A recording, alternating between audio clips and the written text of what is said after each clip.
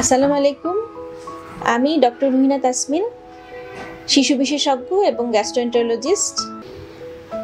আমরা প্রায়শই বাচ্চাদের যে সমস্যাটা পাচ্ছি সেটা হচ্ছে যে বাচ্চার খাওয়ার অরুচি, বাচ্চা কিছুতেই খেতে চায় না এবং অনেক ক্ষেত্রেই দেখা যায় যে ঘন ঘন তাদের ডায়রিয়া হচ্ছে। তো যেসব বাচ্চা খেতে চায় না একেবারেই, তাদের যদি আমরা হিস্ট্রি নেই, দেখি যে তাদের হয়তোবা বাইরের খাবারটা বেশি খাচ্ছে কিন্তু বাসার খাবারটাতে তাদের রুচি নেই।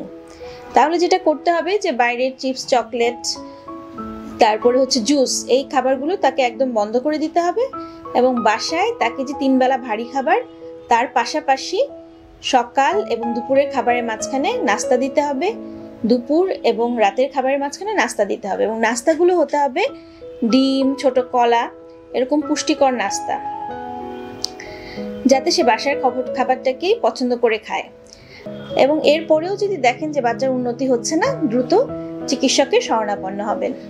ধন্যবাদ।